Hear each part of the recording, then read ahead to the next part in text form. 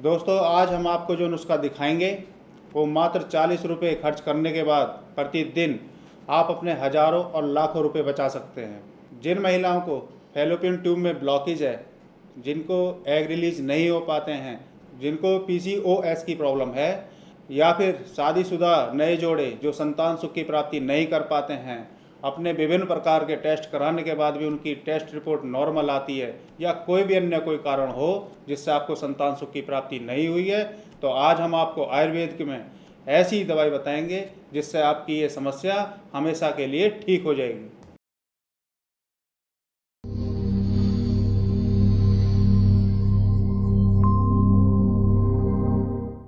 तो दोस्तों आइए हम वीडियो शुरू करते हैं। आयुर्वेद शाला में आप सभी का स्वागत है।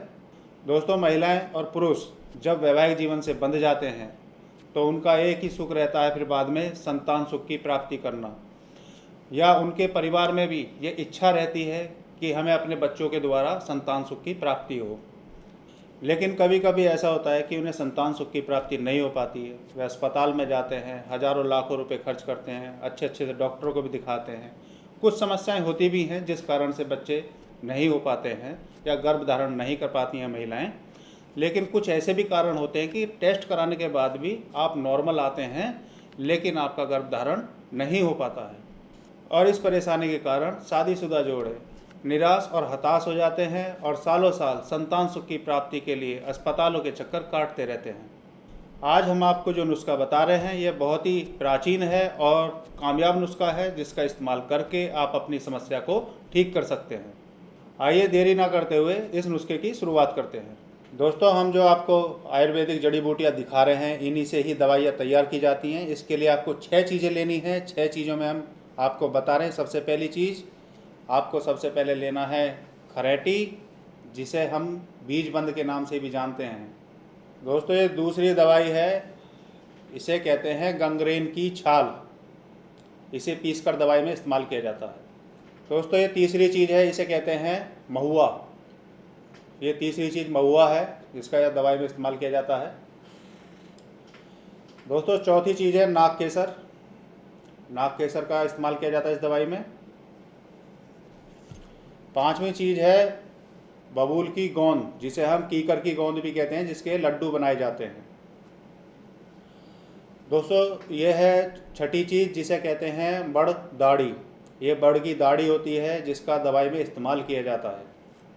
दोस्तों दवाइयों को तैयार करने से पहले जो सबसे पहला काम होता है वह बबूल की गोंद को देसी घी में भूनना होता है। तो आइए हम बबूल की गोंद को भून लेते हैं। दोस्तों सबसे पहले दवाई को तैयार करने से पहले आपको धीमी आंच पर कढ़ाई को रखना है। कढ़ाई में आपको देसी गाय का घी डालना है और उस घी में आपको बबूल की गोंद डालनी है। उसे धीरे धीरे धीमी आंच पर आपको भूनना है।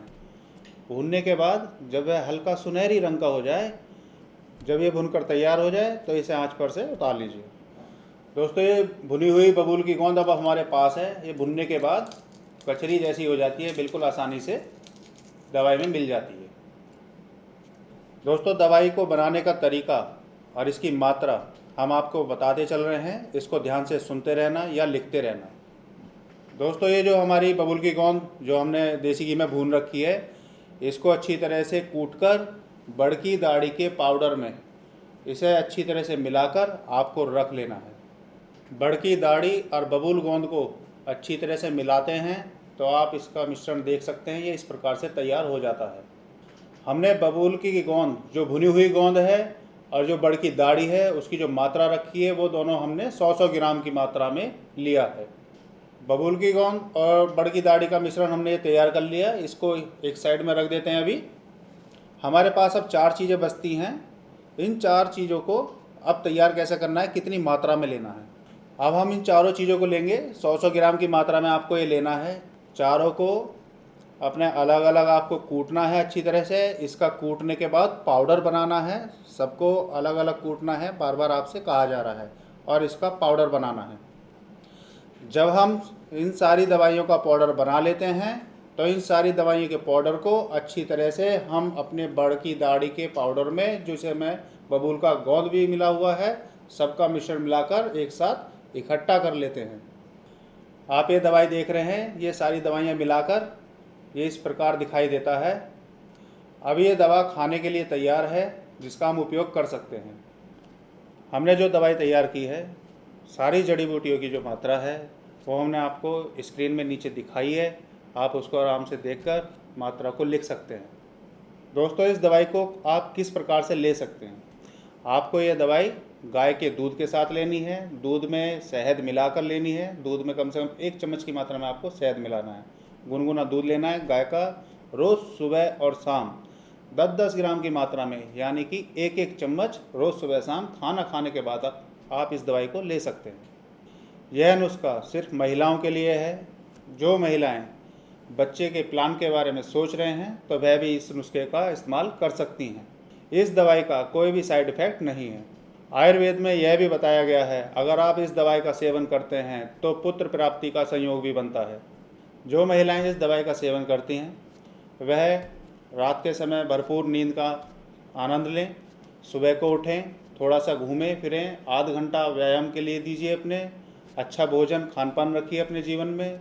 कम से कम अपने जीवन में एक समय आप फल का सेवन जरूर करिए। जो मौसमी फल होते हैं वो आपको बहुत ही फ़ायदा करते हैं।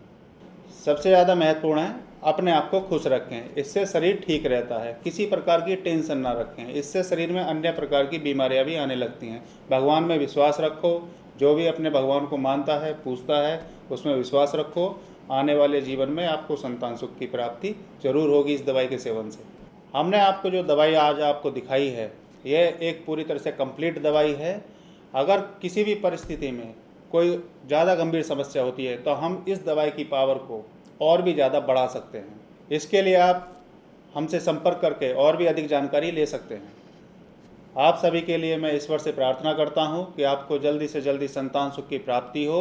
अगर आपको हमारा वीडियो अच्छा लगा है तो इसे लाइक करें और शेयर ज़रूर करें। अगला वीडियो देखने के लिए बेल आइकन का बटन ज़रूर दबाएं। हमारे चैनल को सब्सक्राइब करें, क्योंकि आयुर्वेद शाला है आयुर्वेद की पाठशाला। नमस्कार।